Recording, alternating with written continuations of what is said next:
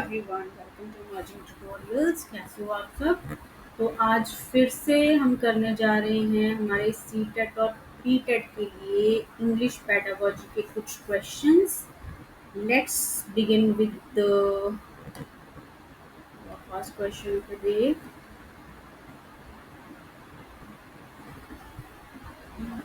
One minute. हाँ जी, यहाँ से स्टार्ट है हमारे पेडागोजी के क्वेश्चन। ये जो क्वेश्चन है ये आपके प्रीवियस ईयर क्वेश्चंस में से ही लिए गए। प्रीवियस ईयर का पेपर लिया था, उसमें से ये क्वेश्चंस मैंने निकाले। Let's begin with the first question of the day. First question है आज का, which one of the following statements is not correct? इनको चूज करना है। Which one of the following statements is not correct with the respect to the given sentence? के नीचे जो sentence दिया गया है उसके संदर्भ में कौन सी स्टेटमेंट सही नहीं है? तो सेंटेंस हमारा, rhymes songs and chants are ways for children to. जो राइम्स हैं, सॉन्ग्स हैं, चैंटिंग कराई जाती है, वो सारे तरीके हैं बच्चों के लिए क्या करने के लिए? ए ऑप्शन है extend vocabulary, memorize words and sentence structure, practice pronunciation, enhance expression and the rhythm of sentences। देखो, जब हम स्कूल में ये प्राइमरी लेवल का ले लो, आप नर्सरी के बच्चे ले लो, ठीक है, किंडरगार्टन के बच्चे, तो उनको हम राइम्स कराते हैं, सॉन्ग्स सुनाते हैं। तो ये सारी चीज़ें हैं जो वो बच्चों में किस चीज़ को डेवलप करती हैं, किस चीज़ को डेवलप नहीं करती है, नॉट है यहाँ। एक्सटेंड वोकैबुलरी, वोकैबुलरी उनकी एक्सटेंड होती है, बिल्कुल होती है। राइम्स में अलग अलग वर्ड सीखते हैं, वो उनको पता चलता है। Memorize words and sentence structure, ये भी कर लेते हैं। मेमोराइज, सुन सुन के उनको वर्ड्स और सेंटेंस कैसे बोलना है ये मेमोराइज हो जाता है। प्रोनाउंसिएशन की प्रैक्टिस करते हैं, ये भी सही है। लेकिन इन्हांस एक्सप्रेशन, ये सही है, enhance expression and the rhythm of, यहाँ पे जो सेंटेंस दिया गया है, सेंटेंस की रिदम नहीं होती, यहाँ पे लैंग्वेज आ जाएगा। लैंग्वेज के रिदम को सीखते हैं, ठीक है। सेंटेंस में रिदम नहीं होती, लैंग्वेज में जो पोएट्री कह लो उसमें उसकी रिदम को पहचानते हैं। तो जो फोर्थ ऑप्शन है वो यहाँ पे राइट ऑप्शन जाएगा, ठीक है। कलर चेंज कर देते हैं, थोड़ा सा डार्क सा लग रहा है ये कलर, ठीक है। आ जाओ सेकंड क्वेश्चन पे। विच one of the following is not, अब इसमें भी नॉट है, true about using the library at the primary level? Primary level पे लाइब्रेरी को यूज करने के संदर्भ में क्या सही है? The library should not just be seen as a storage place for books, rather कि जो लाइब्रेरी है उनको सिर्फ एज ए स्टोरेज प्लेस नहीं समझना चाहिए। उसके अलावा लाइब्रेरी क्या करती है? ये ऑप्शन है, learners can be expose to a variety of genre of children's literature. Children literature के जो अलग अलग जॉनरा है उसके बारे में उनको बताना। जॉनरा मतलब जैसे लिटरेचर में पोएट्री आ गई, नॉवेल्स आ गए, लाइक दैट सारा, ठीक है। बी ऑप्शन है हमारा, as an active environment for engagement with books. Active participation होती है उनकी बुक्स के साथ, कोई भी बुक्स जाके चूज करो। सी ऑप्शन है, teachers and other adults can also model reading behaviour in the libraries. Library में टीचर और कोई और अडल्ट है वो एज ए मॉडल रीडिंग, मतलब एज अ मॉडल वहाँ पे रीडिंग करा सकते हैं। डी ऑप्शन है, read aloud of the text book can be best done in the library. अब देखो, लाइब्रेरी में रीड अलाउड कर ही नहीं सकते ना किसी बुक को। लाइब्रेरी में तो शांत रहना होता है ना, बहुत सारे वहाँ पे तो पढ़ने के लिए जाते हैं लाइब्रेरी में, वहाँ पे शोर करने के लिए। तो वहाँ पे रीडिंग होती है लेकिन वहाँ पे रीड अलाउड रीडिंग नहीं होती। तो ये जो ऑप्शन है ये हमारा यहाँ पे सही जाएगा, ठीक है। नेक्स्ट क्वेश्चन है, which one of the following should be master to be literate? Literate पढ़े लिखे बनने के लिए किस चीज़ में मास्टरी होनी चाहिए? ए ऑप्शन है phonological awareness and fluency, phonological sound से रिलेटेड, साउंड की स्टडी, ठीक है, साउंड्स की अवेयरनेस होनी चाहिए और उनमें फ्लुएंसी होनी चाहिए। बी है site vocabulary and pattern recognition, sorry, site vocabulary आनी चाहिए और पैटर्न कैसे बनते हैं उनकी रिकॉग्निशन होनी चाहिए। D coding and language comprehension, decode करना आना चाहिए और लैंग्वेज की कॉम्प्रिहेंशन समझ होनी चाहिए, समझ आनी चाहिए। या फिर एक्यूरेसी एंड फोनोलॉजिकल कॉम्प्रिहेंशन, जहाँ पे बिल्कुल एक्यूरेसी होनी चाहिए लैंग्वेज में और फोन्स की कॉम्प्रिहेंशन होनी चाहिए, साउंड्स की समझ होनी चाहिए।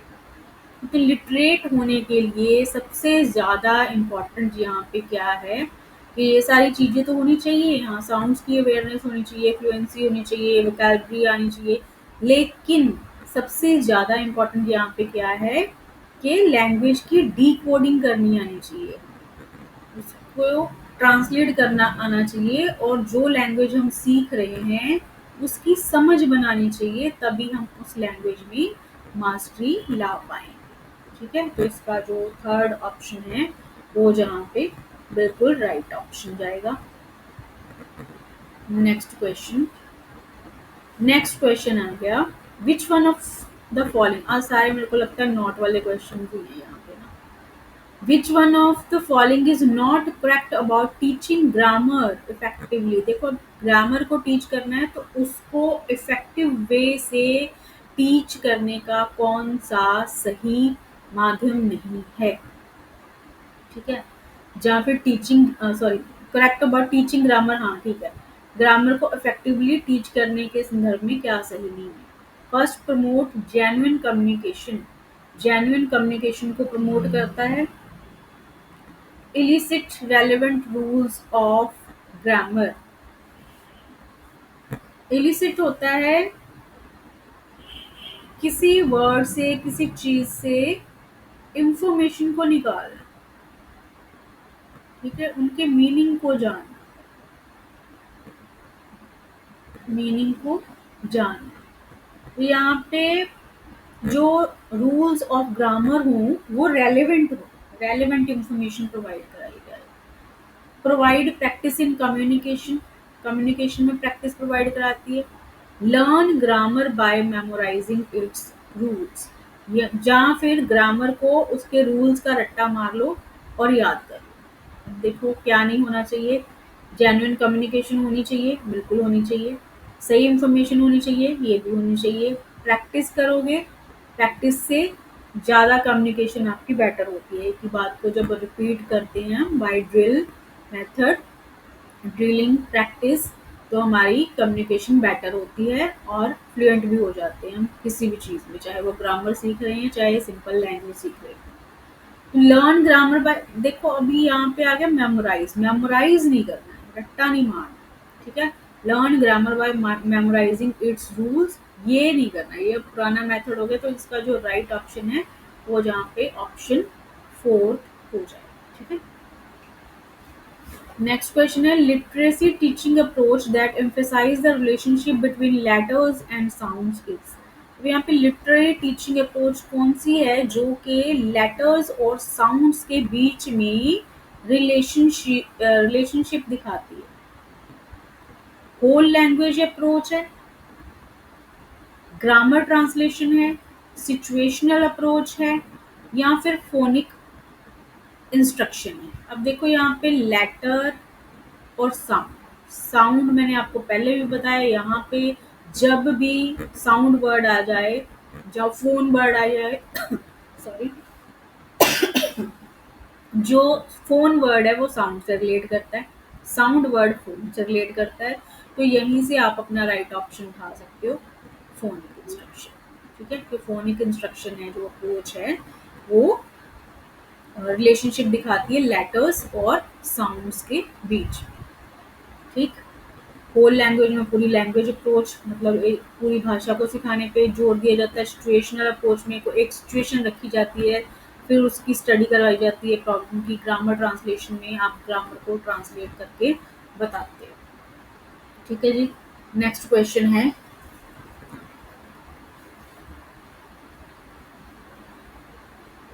और टीचर इन क्लास थर्ड, अब देखो यहाँ पे क्लास स्पेसिफाई की हुई है, आपको उसके अकॉर्डिंग सोचना है। ठीक है। A teacher in class third asked her learner to ask their partners 5 questions about their abilities using the word can। तो इसमें क्लास थर्ड की टीचर है, उन्होंने बच्चों को, अपने जो पीयर्स हैं, उनके फ्रेंड्स हैं, उनको कैन वर्ड को यूज करके 5 क्वेश्चन पूछने के लिए कहा है। एग्जाम्पल दे दी उन्होंने, कैन यू स्विम। ठीक है, ऐसे कैन लगा के उन्होंने सेंटेंस बनाने के लिए बोला है। दिस टाइप ऑफ एक्टिविटी इनहांसेस, ऐसी जो एक्टिविटी है ये क्या दिखा रही है, यहाँ पे ओरल फ्लुएंसी करवा रहे हैं प्रैक्टिस, कंट्रोल्ड ओरल प्रैक्टिस हो रही है, फ्री स्पीकिंग हो रही है, या फिर पैसिव लिसनिंग हो रही है। ओरल फ्लुएंसी, वो तो बोल के प्रैक्टिस करवा रहे हैं। ठीक है। ओरल फ्लुएंसी, ओरली फ्लुएंट करना बच्चों को। कंट्रोल्ड ओरल प्रैक्टिस में हो जाता है कि आपने सिचुएशन को कंट्रोल किया हुआ है। सिचुएशन को कंट्रोल कैसे करोगे कि आप एक कंडीशन दे दोगे, उसके अकॉर्डिंगली जो भी एक्टिविटी है वो होगी। पैसिव लिसनिंग, बिल्कुल अनइंटरेस्टेड होके बच्चे जब रीडिंग करेंगे वो पैसिव लिसनिंग होगी, बस पैसिव लिसनर्स की तरह सुनते रहेंगे, टीचर बोली जाएगा, बच्चों की कोई इंटरेक्शन नहीं होगी। ठीक है, विदाउट इंटरेक्शन ऑफ स्टूडेंट्स, वो हो जाता है पैसिव लिसनिंग। फ्री स्पीकिंग में फ्रीली कोई भी सेंटेंस यूज कर सकते हो, फ्रीली स्पीकिंग। ठीक है, खुल के कुछ भी स्पीक कर। तो यहाँ पे देखो टीचर ने पैटर्न दिया हुआ है कि कैन लगा के ही बनाना है सेंटेंस, कैन, ये कंडीशन दे दी उन्होंने कि कैन लगा के ही बनाना है। तो ये क्या हो गया, कंडीशन दे दी, कंट्रोल्ड हो गया। तो यहाँ पे कंट्रोल्ड ओरल प्रैक्टिस चल रही है। ठीक है, ओरल प्रैक्टिस चल रही है लेकिन वो कंट्रोल्ड ओरल प्रैक्टिस चल रही है। ठीक है। नेक्स्ट क्वेश्चन है, next question, a third grade teacher, अब यहाँ पे भी थर्ड ग्रेड है, wishes to establish a reading corner in her class. Third class की टीचर है, वो अपनी क्लास में एक रीडिंग कॉर्नर बनाना चाहते हैं। In making the judgments for selecting a children's book, अब बच्चों की बुक्स को सेलेक्ट करते टाइम, उस मतलब जज करने के लिए, which one of the following questions would be the most important to be considered first, सबसे पहले क्या चीज कंसिडर करनी चाहिए। फर्स्ट ऑप्शन है, are the authors of these books well known and respected authors of children's literature, कि जो इन बुक्स के ऑथर्स हैं वो क्या चिल्ड्रन लिटरेचर के रिस्पेक्टेड ऑथर्स हैं। बी है, are the books written for the independent reading level of the most student in the class, independent reading कर सकते हैं इससे बच्चे। सी है, will the books help address the goals of the third grade reading curriculum, कि जो books हैं वो क्या थर्ड ग्रेड का जो करिकुलम है उसको फुलफिल कर रहे हैं। डी है, will these books be appropriate for use in more than one instructional context, क्या ये बुक्स हैं जो एक से ज़्यादा इंस्ट्रक्शनल कॉन्टेक्स्ट में यूज की जा सकती हैं। तो इसका जो राइट ऑप्शन होगा वो क्या होगा, आपके हिसाब से क्या होना चाहिए, सारी चीज़ें होनी चाहिए। ठीक है, लेकिन सबसे इम्पोर्टेंट क्या होना चाहिए, सबसे इम्पोर्टेंट मेरे हिसाब से होना चाहिए करिकुलम, कि जो बुक्स वो टीचर सेलेक्ट कर रही हैं क्या वो थर्ड ग्रेड के करिकुलम के गोल्स को एड्रेस कर रही हैं, ये सबसे ज़्यादा इम्पोर्टेंट होगा। ठीक है। Next question, Which approach or method is geared toward the learner's main goal of using language in the real life context? देखो यहाँ पे लैंग्वेज को रियल लाइफ में यूज करना है, उसके लिए क्या मेन गोल होना चाहिए? नेचुरल अप्रोच यूज करनी चाहिए, नेचुरल अप्रोच यूज करनी चाहिए, कम्युनिकेटिव अप्रोच यूज करनी चाहिए, डायरेक्ट मेथड यूज करना चाहिए, या फिर ऑडियो लिंगुअल मेथड यूज करना चाहिए? तो पहले तो इसके मीनिंग बता देते हैं। नेचुरल अप्रोच में ग्रामर को बेस रखा जाता है, ठीक है, मतलब ज़्यादा जो इनका इन्फ्लुएंस होता है वो ग्रामर बेस्ड लर्निंग होती है नेचुरल अप्रोच में। कम्युनिकेटिव अप्रोच में इंट्रैक्शन से इंट्रैक्शन पे ज़्यादा जोर दिया जाता है, ठीक है, एक दूसरे से इंटरेक्ट करके आप जो लैंग्वेज को सीखते हैं। डायरेक्ट मेथड, इसमें फॉरेन लैंग्वेज का यूज करना है, फॉरेन लैंग्वेज डायरेक्ट मेथड में पढ़ाना कि इंग्लिश टीच कर रहे हो तो इंग्लिश में ही स्टडी करानी है, मदर टंग का यूज नहीं कर सकते, ठीक है। ऑडियो लिंगुअल, ऑडियो और लिंगुअल दोनों यूज किए जाते हैं, मतलब कि इसमें फोकस किया जाता है आपकी ऑडियो से सुनते हो आप,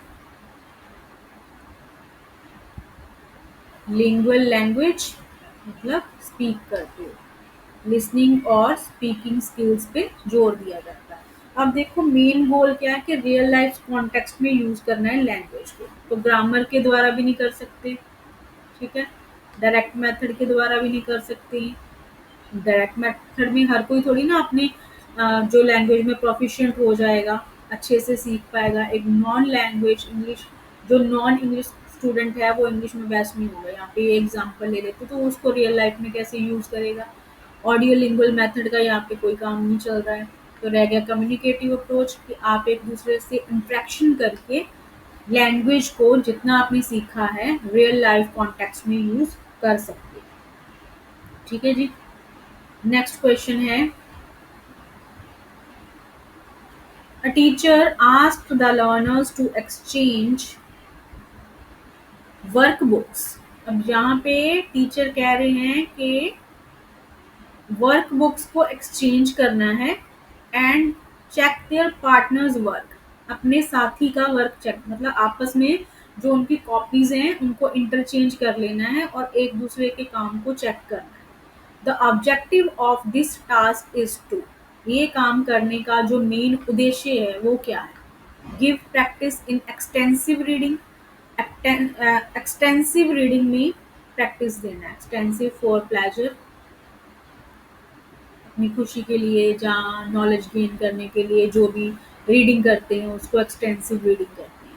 बी ऑप्शन है give practice in using new vocabulary, new vocabulary के यूज करने में प्रैक्टिस करवा रहे हैं। Give controlled practice of structure, या फिर स्ट्रक्चर्स की प्रैक्टिस करा रहे हैं, या फिर develop the skill of peer correction, जहाँ फिर अपने साथियों को करेक्ट करने की स्किल डेवलप कर रहे हैं, मतलब उनकी हेल्प करने का स्किल जो डेवलप कर रहे हैं। तो यहाँ पे रीडिंग तो हो ही नहीं रही, वो तो कॉपीज चेक कर रहे हैं एक दूसरे की, वोकैबुलरी प्रैक्टिस भी नहीं हो रही, स्ट्रक्चर भी नहीं सिखा रहे। तो यहाँ पे क्या कर रहे हैं? स्किल डेवलप हो रही है, पीयर करेक्शन, राइट। अगर आप किसी क्वेश्चन में कोई क्वेरी है, कोई प्रॉब्लम आ रही है, तो आप मुझे कमेंट बॉक्स में डेफिनेटली कमेंट करके पूछ सकते हो और मैं पक्का से आपके जो कमेंट्स का आंसर दूंगी। नेक्स्ट क्वेश्चन है हमारा, children in the foundational stage. अब फाउंडेशनल स्टेज कौन सी होती है? पहले मैं क्वेश्चन रीड कर देती हूँ पूरा। Children in the foundational stage are more engaged in learning when, कि जब फाउंडेशनल स्टेज में होते हैं बच्चे तब वो लर्निंग में ज़्यादा इंगेज होते हैं। कब? फाउंडेशनल स्टेज कौन सी होगी? जब बच्चा स्कूल में जाना शुरू करे, 3 to 8 ईयर, ठीक है, 3 to 8 ईयर, 3 से 8 साल के जो स्टेज होती है उसको हम फाउंडेशनल स्टेज बोल देते हैं, ठीक है। तो अब ऑप्शंस हैं, दे सिंग राइम्स आफ्टर द टीचर, कि जब वो टीचर के पीछे पीछे राइम्स गाते हैं तब वो लर्न करते हैं। बी ऑप्शन है they use multiple senses and actively use their hands, या फिर जब वो मल्टीपल सेंसेस को यूज करते हैं और अपने हाथों को एक्टिवली यूज कर रहे होते हैं तब वो लर्निंग करते हैं, मतलब हाथों से टच करके देखते हैं किसी को, अनदर सेंसेस का भी यूज कर रहे हैं, देख रहे हैं, टच कर रहे हैं, भाग रहे हैं, खेल रहे हैं, कुछ भी कर रहे हैं।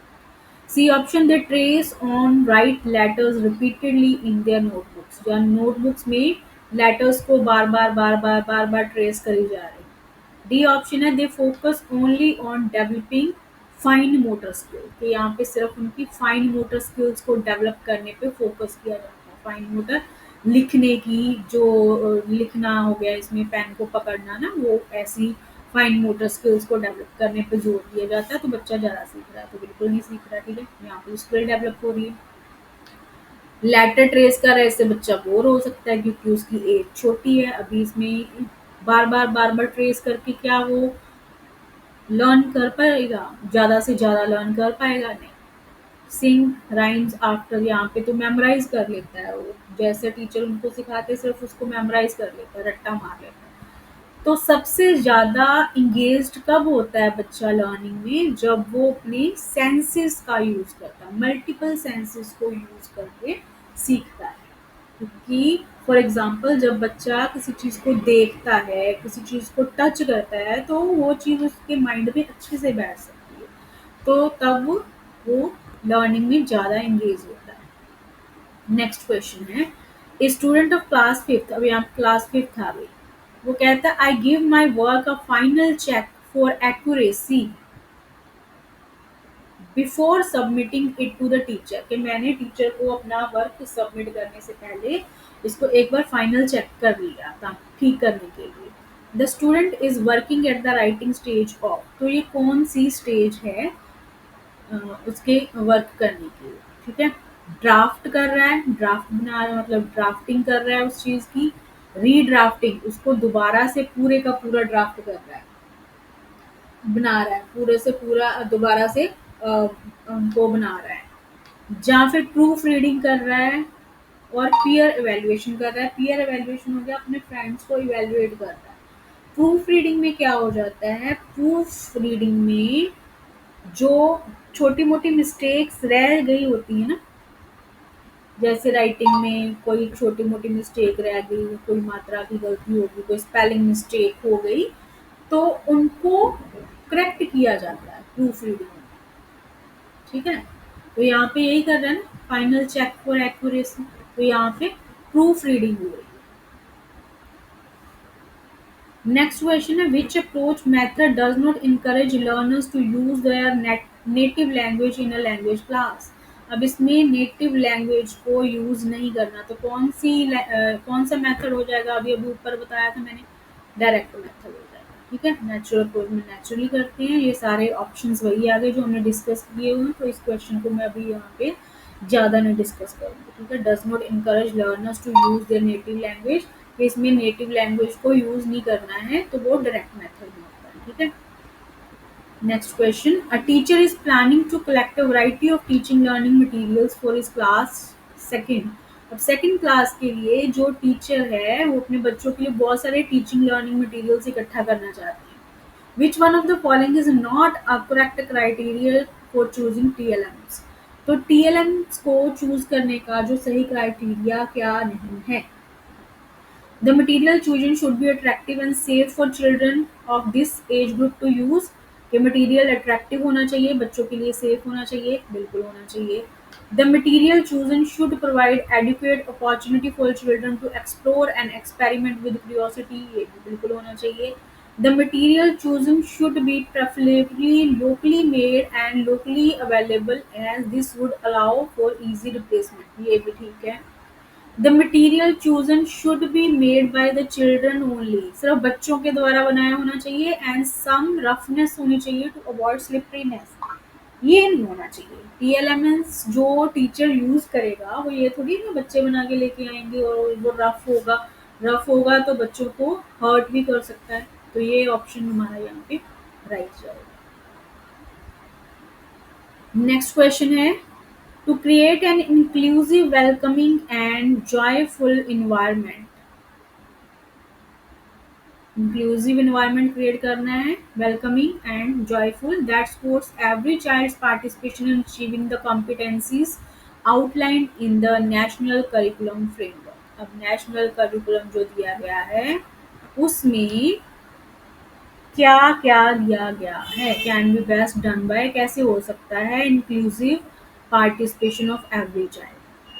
फर्स्ट है conducting indoor activities and avoiding them from outdoor activities in scorching heat. Scorching होता है बहुत गर्म जब हो जाता है, बहुत गर्मी हो जाती है ना, इसको स्corching बोलते हैं। इंडोर एक्टिविटीज प्लान करना कि जब बाहर बहुत ज़्यादा हीट पड़ रही है, बिल्कुल सही है। Majorly focusing on the learners good health और वेलबींग को भी ध्यान में रखना है। Displaying children work from different domains of development, ठीक है। इसको भी ध्यान में रखना है कि हर हाँ, मतलब हर, क्या कह सकते हो आप, हर टाइप में जहाँ हर लेवल पे बच्चे की डेवलपमेंट होनी चाहिए, मेंटली, फिजिकली, इमोशनल, ठीक है। वो सारी डेवलपमेंट, सारी एस्पेक्ट्स को यहाँ पे ध्यान रखा जाना चाहिए।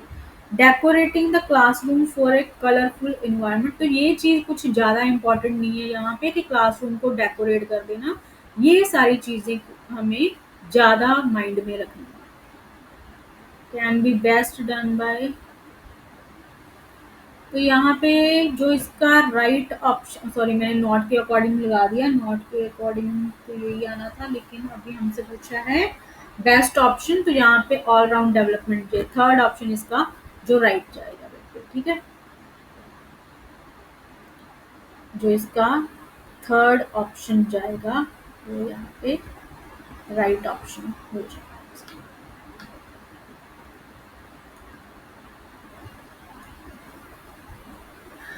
लास्ट क्वेश्चन है ये आज का। Which one of the following is not the principle for text book design at the foundational stage. Foundational stage मैंने अभी आपको बताया था 3 से 8 साल तक फाउंडेशनल स्टेज होती है। तो इन बच्चों के लिए जब टेक्स्ट बुक को डिजाइन कर रहे हो तो उसका मेन प्रिंसिपल क्या नहीं होना चाहिए, क्या नहीं है। Curriculum principle, presentation principle, concrete principle, technology principle. देखो करिकुलम के अकॉर्डिंग करिकुलम प्रिंसिपल होता है कि इसको बच्चों का जो करिकुलम है उसको फॉलो करना। प्रेजेंटेशन प्रिंसिपल में हो गया कि उसको प्रेजेंट कैसे करना है। टेक्नोलॉजी प्रिंसिपल में हो गया कि टेक्नोलॉजी का यूज, किस किस टेक्नोलॉजी का यूज करना है, कैसे करना है। कंक्रीट, कंक्रीट क्या होता है, दैट कैन बी टच्ड, ठीक है। जो कंक्रीट चीजें होती हैं उनको हम टच कर सकते हैं। तो टेक्स्ट बुक में आप कंक्रीट चीजें कैसे ऐड करोगे, नहीं कर सकते ना, कंक्रीट चीजें ऐड नहीं कर सकते हम टेक्स्ट बुक में। तो ये जो प्रिंसिपल है ये इतना इम्पोर्टेंट नहीं है। करिकुलम को ध्यान रखना पड़ेगा, प्रेजेंटेशन को भी ध्यान में रखना पड़ेगा और टेक्नोलॉजी यूज को भी बिल्कुल ध्यान में रखना पड़ेगा। तो यहीं पे एंड करते हैं हमारे आज के क्वेश्चन। बाकी के कल नई वीडियो लेके आऊँगी, उसमें करेंगे कुछ और इंटरेस्टिंग से क्वेश्चन इसी हमारे टीजीटी पीजीटी से रिलेटेड। तो तब तक के लिए बाय बाय, टेक केयर, खुश रहिए, मिलते हैं नेक्स्ट वीडियो।